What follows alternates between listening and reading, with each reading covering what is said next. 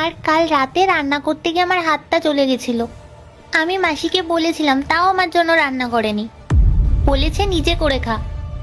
ওরা আমাকে পড়াশোনাও করতে দেয় না, তুমি যে আমার জন্য টাকাটা পাঠাও সেটা দিয়ে আমার জন্য কোনো খাবারও এনে দেয় না। শ্রেয়া, তুই এটা ওর সাথে কি করে করতে পারলি? তুই ওই নিজের মাসি হয়ে ওর সাথে এরকম করলি? তোর একটু লজ্জা করলো না? তোর টাকার দরকার হলে তুই আমায় বলতি, আমি তোকে টাকা পাঠিয়ে দিতাম। কিন্তু আমার মেয়ের খেয়ালটা তো অন্তত ঠিকভাবে রাখতি।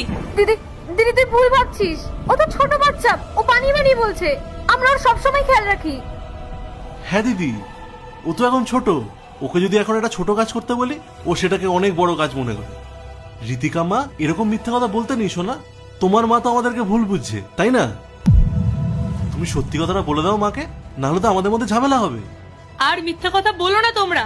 আমি অনেকক্ষণ ধরে এখানে দাঁড়িয়ে আছি, আমি সবকিছু নিজের চোখে দেখেছি, নিজের কানে শুনেছি। তুই আমার মেয়েকে দিয়ে পা টেপাচ্ছিলি, ওর সাথে অমানুষের মতো ব্যবহার করছিলি। আমার মেয়েটার একটু খিদে পেয়েছিল আর তুই ওকে কি বলছিলি, নিজে গিয়ে রান্না করে খা।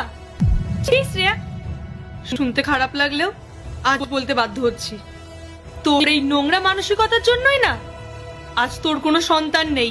একটা বাচ্চার সাথে কিভাবে ব্যবহার করতে হয় তোরা সেটা জানিসই না। মনে রাখিস, বাচ্চারা কিন্তু ভগবানের রূপ হয়। দিদি দিদি তুই আমাদের ক্ষমা করে দে, আমাদের খুব ভুল হয়ে গেছে। আজকের পর থেকে কখনো আর এরকম করবো না।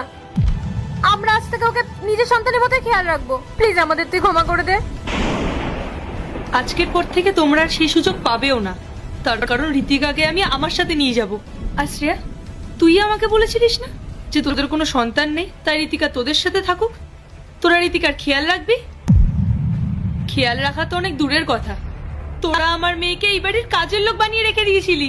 আরে টাকার প্রয়োজন হলে আমাকে বলতি, আমি টাকা পাঠাতাম। কিন্তু সেটা না করে তুই আমার মেয়েকে নিয়ে এসব করাচ্ছিস। ঠিক করিসনি এসব তুই। ঋতিকাকে আমি আমার সাথে নিয়ে যাচ্ছি। আজকের পর তোমরা দুজনের কেউ আমার সাথে যোগাযোগ করার চেষ্টা করবে না, বুঝতে পেরেছো? দিদি দিদি তুই ওকে প্লিজ নিয়ে যাস না। আজকের পর থেকে কখনো আর এরকম হবে না। চুপ কর শ্রেয়া, এটা তোর আমার মেয়ের প্রতি ভালোবাসা না, টাকার প্রতি তোর লোভ।